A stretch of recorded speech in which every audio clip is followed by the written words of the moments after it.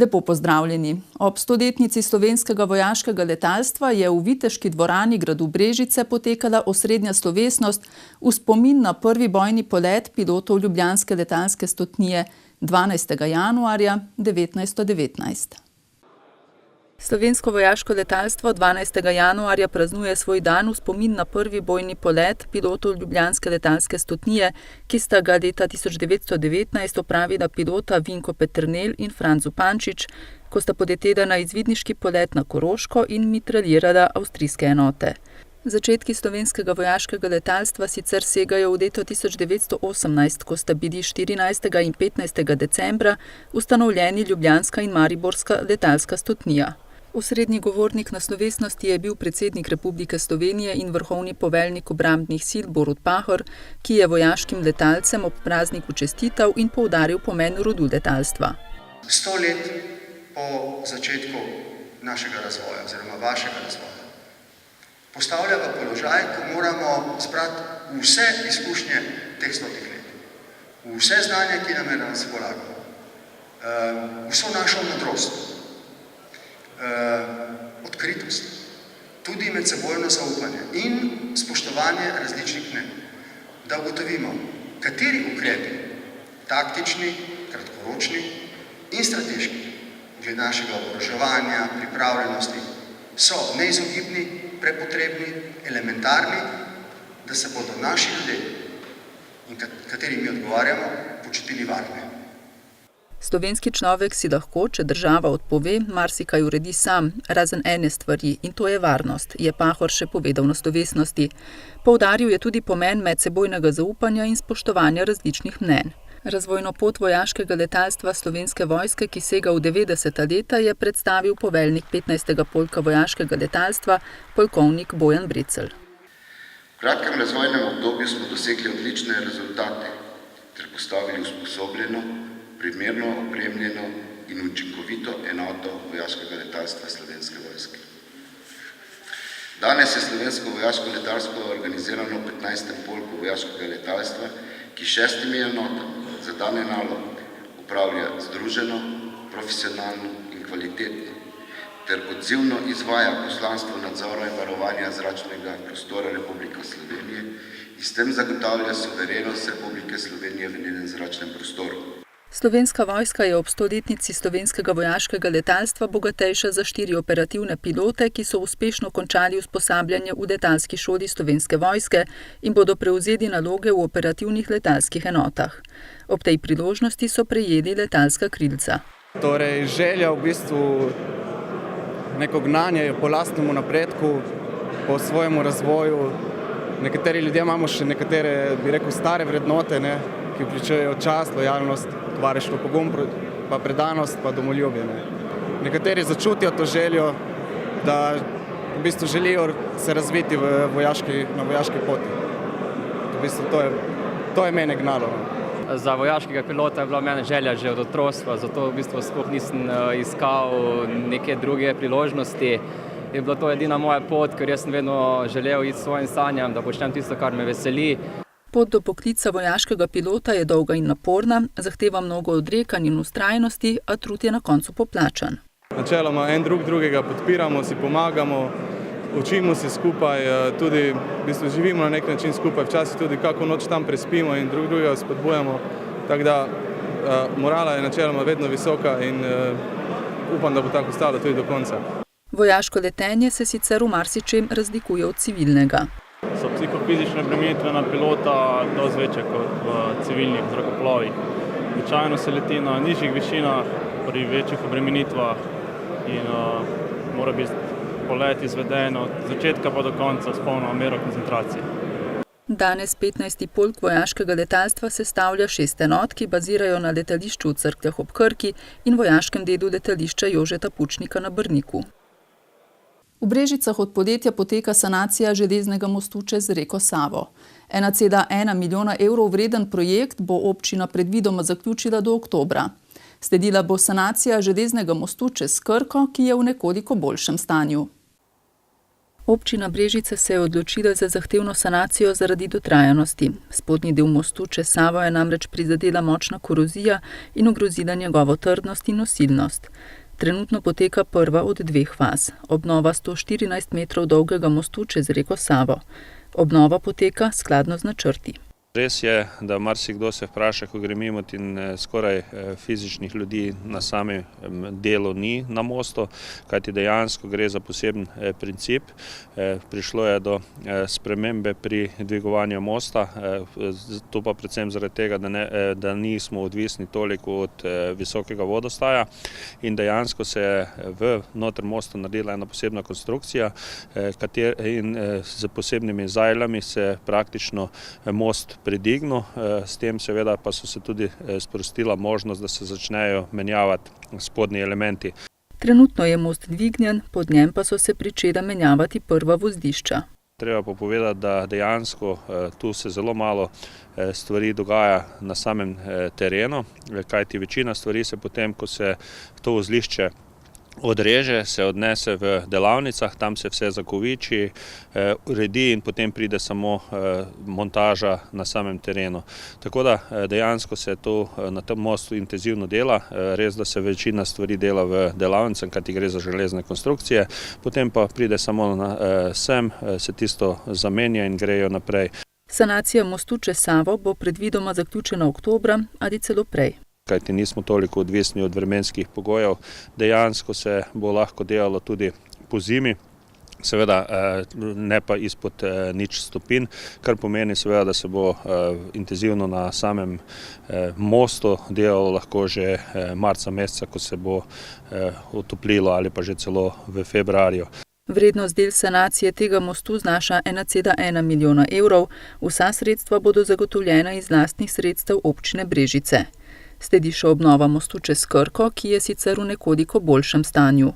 Zato seveda bo zelo pomembno, ali bomo v proračunu za letošnje leto že zagotovili še sredstva za Krko, kajti predvideno je, da most čez Krko bi se delal v leto 2020, vendar moja želja je, če nam bo uspelo v proračunu zagotoviti, da bi tudi za most čez Krko zagotovili že v proračunu za 2019 oziroma vsaj en del, tako da bi se lahko že v letošnjem letu začelo potem tudi nadaljevati z mostom čez Krko in da bi bilo v leto, nekje v sredi leta 2020 že to končano, kajti v nasprotnem primeru se lahko zgodi, da se bo še drugo leto celo delalo.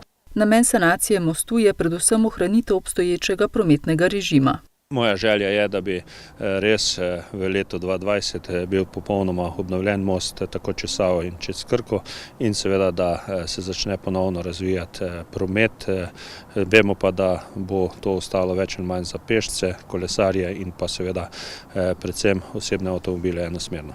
V letu 2021 pa naj bi se začela gradnja novega mostu čez Savo pri Čatežu. Prihodnje leto je predvidena parcelacija in odkup zemljišč. Smo v stiku z direkcijo, zaenkrat pravijo, da grejo stvari nekaj po predvidenih planih, kajti dejansko seveda je potrebno najprej še dokončno izdelati projektno dokumentacijo za gradbeno dovoljenje. Idejne rešitve so že narejene, tako da večina stvari se že ve, seveda je pa treba še veliko napora. Za gradnjo mostu je predpogoj izvedeno poglabljanje Save, ki se lahko prične takoj, ko bo pridobljeno okoljevarstveno soglasje za hidroelektrarno Mokrice. Ostajamo v Brežicah, kjer poteka ureditev pokopališča. Dela bodo potekala postopoma v 2 fazah. Lani se je začela prva faza projekta, to so infrastrukturne ureditve pokopališča, ki obsegajo zahodni in južni del področja pokopališča. Zaradi prostorske stiske, potrebe po drugačnih načinih pokopa in neustreznega dostopa na brežiško pokopališče je občina pristopila k projektu ureditve in razširitve pokopališča. Tu ne gre toliko za potrebo samo za širitev, ampak gre bolj za prometno ureditev okoli pokopališča.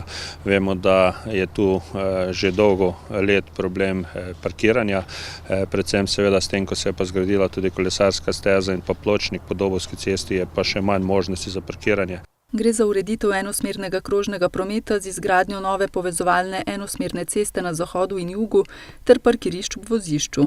Glede na to, da gre kar za precej obsežen projekt, ki na koncu naj bi stal praktično okoli 500 tisoč evrov. Ta prva pogodba, prva in pa druga faza je podpisana za 350 tisoč evrov, ki izvaja podjetje CGP, zajema pa predvsem širitev, oporni zid, parkirišča in pa obvozno cesto. Dela so se pričela izvajati septembra lani. Skupna površina ureditev, ki potekajo v 2 fazah in več etapah, zajema približno 1,14 hektarja. Širitev pokopališča pa je načrtovana zahodno od obstoječega. Dokončanje vseh infrastrukturnih del je sicer predvideno v letu 2020. Na občini pa upajo, da z njimi zaključijo že letos. V letošnjem letu bi morala biti zgrajena dovozna cesta oziroma do nekje drugo leto januarja. Seveda, če bomo pa imeli v proračunu letošnjem letu možnost, bi pa zagotovili ta sredstva, ki so planirana za drugo leto že v letošnjem letu, kar pomeni, da bi poskušali ta projekt zaključiti v letošnjem letu, da bi se čim prej omogočilo parkiranje in pa uredil promet okoli pokopališča, ki zna biti izjemno problematičen ali ob kakšnih večjih pogrebih ali pa seveda ob praznikih, kot so dan mrtvih ali pa podobno. Molan še dodaja, da čeprav je bil prvotni namen izboljšati prometno varnost v okolici pokopališča, se bo bistveno izboljšal tudi izgled tega območja. V Javnem zavodu za kulturo, šport, turizem in mladinske dejavnosti Sevnica so v lanskem letu obnovili sevniško kulturno dvorano, katere upravljalec je zavod. V sklopu tega so med drugim celovito sanirali oder in obnovili talne obloge. Javni zavod za kulturo, šport, turizem in mladinske dejavnosti Sevnica je poleti pristopil k obnovi tamkajšnje kulturne dvorane, ki je bila nazadnje temeljito obnovljena leta 2001. Lotili smo se v prvi fazi prenove odra.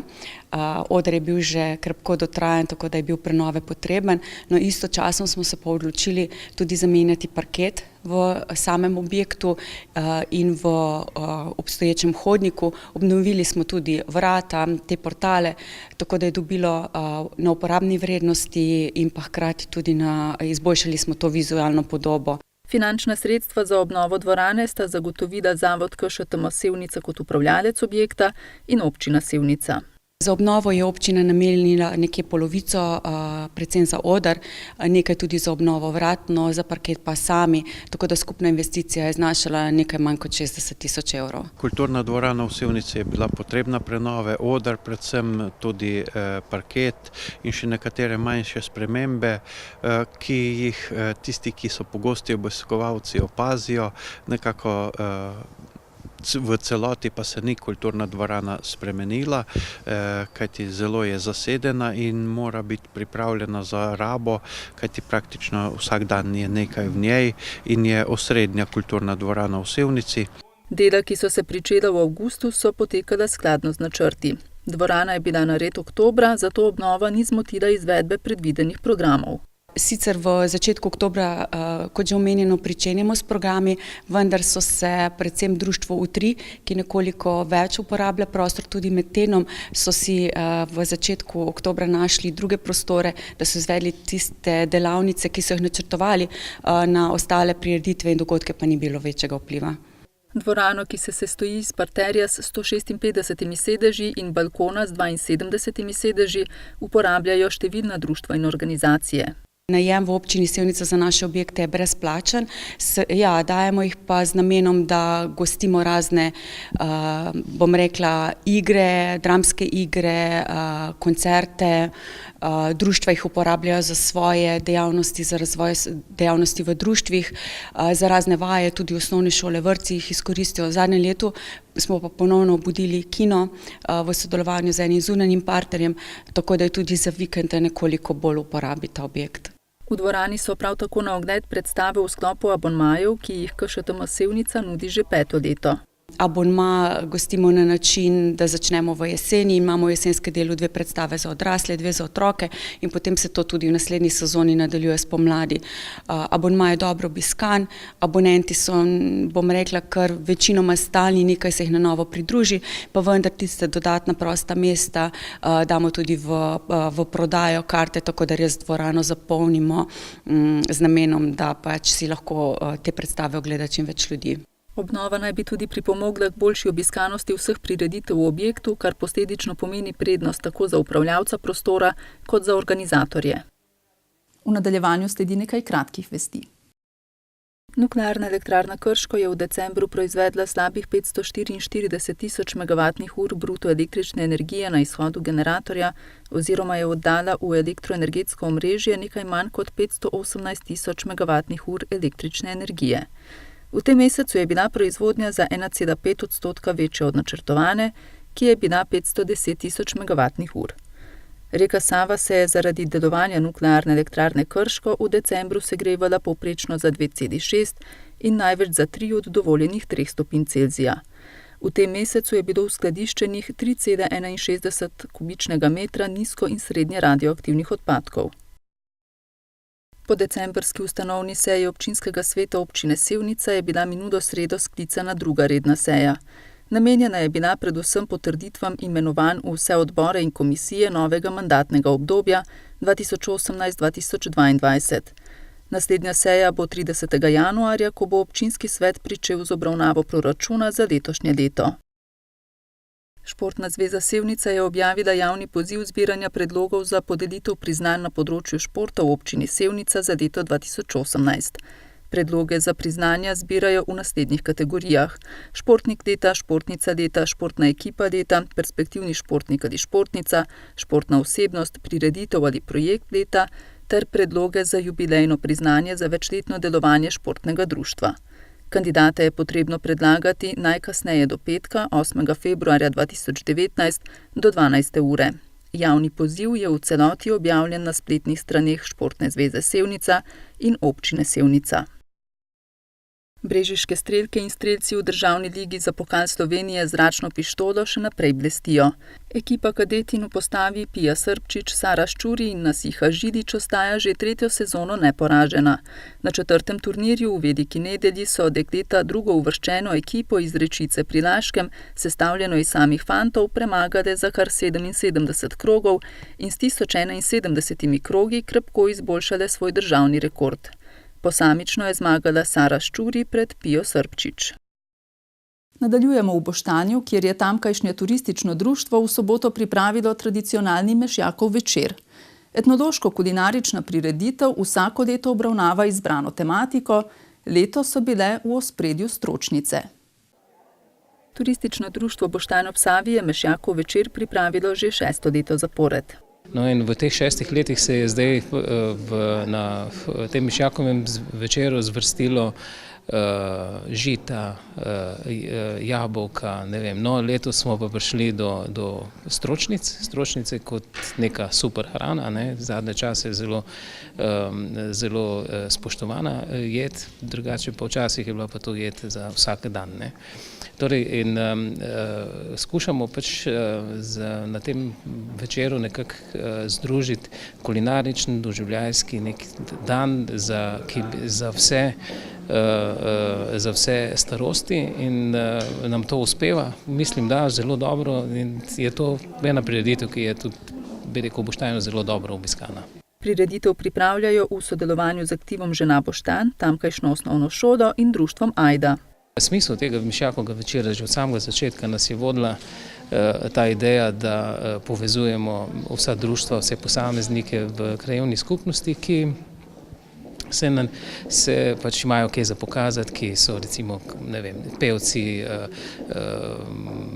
društvo Ajda, imamo tle aktiv Žena iz Boštajna, osnovno šolo in tako naprej. Vedno je še kakšen člen v tem mozaiku, tako da smo zelo odprti za to sodelovanje. Članice društva aktiva Žena Boštanj, ki so nedavno obeležile 25-letnico delovanja, so pripravile skoraj 50 vrst jedi, v katerih je bila glavna sestavina fižol. Tu nas je zelo presenetila kuharska knjiga magistre Andreje Škrabec, kjer smo našli recepte od sladic, katerih res do danes nismo še probale pripravljati. Tako da je nastalo kar nekaj jedi oziroma nekaj sladic in mislim, da smo zadele tisto, kar je ona želela s to knjigo predstaviti. Poleg sladic so pripravile še nekaj tradicionalnih jedi. To je, rečemo, zasukan fižol. nič posebnega, to je brezmesna jed, s katero smo se že tudi predstavili na drugih kulinarikah. No, za današnji večer smo pa pripravili tudi mišjakov fižol, ki pa smo nekako povzeli iz njegovega življenja, ne, da je verjetno rad jedel in da so temu fižolu pridane tudi pritikline, nekaj od mesa in seveda tudi namesto, takrat še v njegovem času niso bili tako testenine poznane, da smo naredili svoje žličnike. Osnovna šola Boštanj se je predstavila z razstavo likovnih izdelkov, društvo Ajda Posavje pa je med drugim predstavilo semena stročnic. Pri Mešjakovem večeru sodelujemo mi tako, da predvsem poudarimo, da je za zdravo pridelavo hrane, za zdravo hrano predvsem potrebna zdrava zemlja. Skrbimo za zdravo in pa živo zemljo in to pomeni, da je zemlja trajno rodovitna, da jo ne uničujemo, da jo ne izčrpujemo, ampak da damo rastlinam na razpolago največ, kar potrebuje za svojo rast. Skozi Mešjakov večer so doslej spodbujali tudi pridelavo sadnih vin in sokov, a imajo za letos drugačne načrte. Letos smo prvič, da smo v okviru Mešjakovega večera pač izvzeli tudi eno dobro obiskano, eno dobro tradicionalno prireditev, ki je pač do zdaj delovala znotraj tega večera in to je bilo ocenjevanje jabolčnikov. Pred lansko leto smo nekako se odločili, da bomo iz tega naredili poseben dogodek, ocenjevanje sadjevcev, jabolčnikov, sadnih sokov, žgan in tako naprej. In to načrtujemo nekje marec, april, začetku marca, aprila. Se mi zdi, da pač v slovenskem prostoru tudi ena taka prireditev manjka, je ni in bomo nadaljevali tudi s tem, ampak kot poseben dogodek.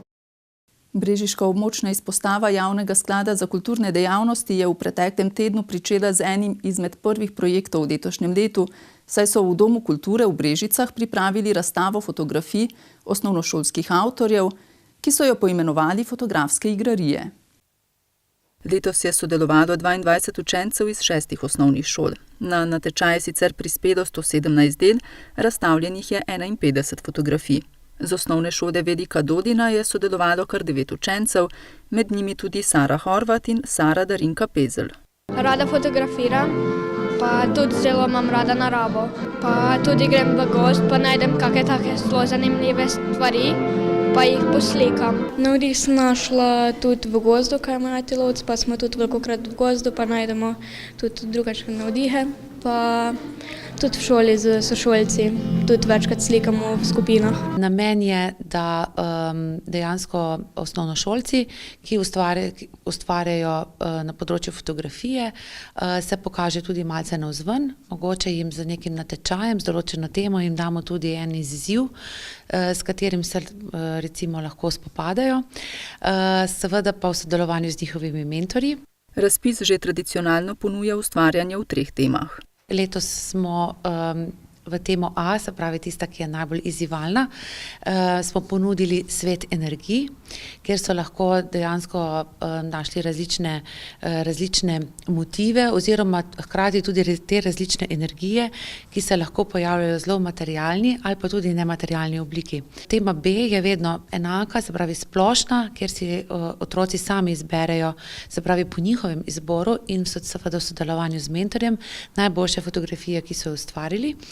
In pa tema C, ta ostaja tudi enaka vsa leta in ponuja izziv v drugih smeri, se pravi ne v tematski, ampak v tehnični, se pravi, da je fotografija tako močno obdelana in spremenjena, fantazijska v bistvu, da spet odpira svet domišljije.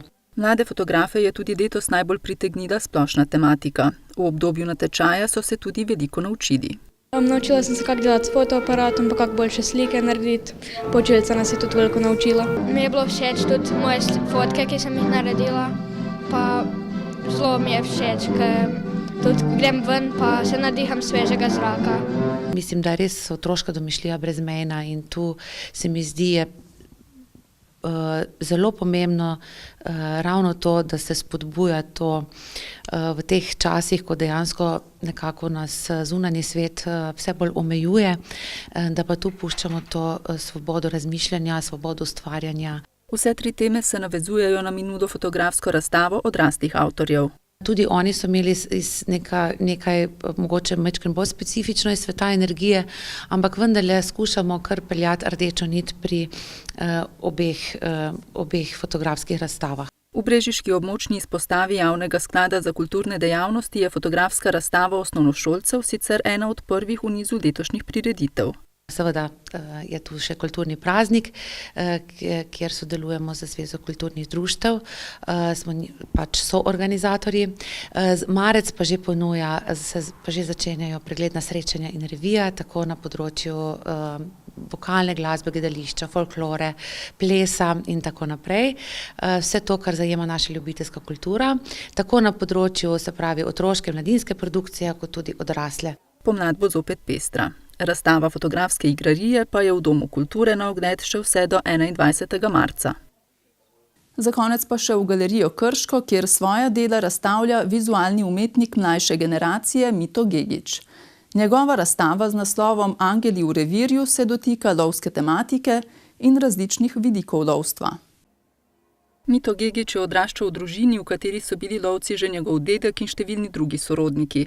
Tako je zgodaj spoznal lovski način življenja in lovske aktivnosti, vendar se za nadaljevanje družinske tradicije ni odločil, vsaj v klasičnem smislu ne.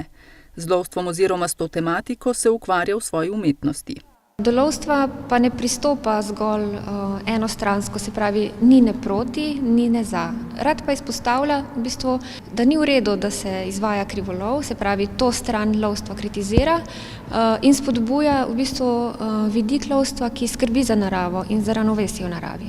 Gegić raziskuje in se poglablja v različne vidike lovstva ter išče vzporednice tudi na drugih področjih človekovega delovanja in v družbi na splošno. Na razstavi v galeriji Krško se je predstavil s slikarskimi deli, ki predvsem predstavljajo tematiko lovstva. Na njih vidimo v bistvu tudi opazovalnice, katere lahko interpretiramo kot recimo kamere, ki nas spremljajo vsak dan v življenju. Slikarska dela v prostorski postavitvi dopolnjujejo objektna. Avtor na ta način še dodatno poudarja aktualna družbena dogajanja, zlasti odnos človeka do narave in živali. Objektna dela predstavljajo možnost nadomestitve živali s človekom in živalskega s človeškim. Med deli, ki izstopajo z nelovsko tematiko, je osrednja slika Karnival, na kateri je prikazano množično pobijanje prašičev s farm v času prašičje kuge. V bistvu se lahko interpretira to sliko tudi spet zamenjava živalskega s človeškim, spomin na holokavst, kako v bistvu so tudi umirali ljudje na podoben način. In predvsem, kako hitro se pozabi zgodovina in kako se ponavljajo. In v bistvu tudi sporočilo umetnika ravno zato, da se govori o teh temah, da se ne pozabi. Tudi delo z naslovom Spomni se me kot del dneva, v katerem je nakazano, da na nosiljih, pokrit z rjuho, leži jelen, ki oteženo diha, sproža številne asociacije. In ravno številne asociacije omogočajo različne interpretacije. Lahko interpretiramo kot jelena, ki ga je človek našel, ga oskrbel in bo preživel. Lahko je to jelen, ki ga je spet človek našel in rekel, saj je že bogi, verjetno bo umrl, pa kar pustimo ga tukaj. Lahko interpretiramo to kot ranjeno naravo. Skratka, zelo širok spekter možnih interpretacij je na tej razstavi. Gegićeva dela so kritična do različnih slojev družbe in času primerna, ter so svojevrstno ogledalo sodobnega časa.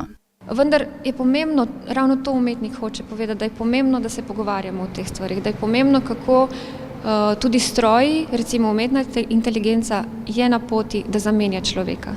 Razstava je na ogled še do 9. februarja.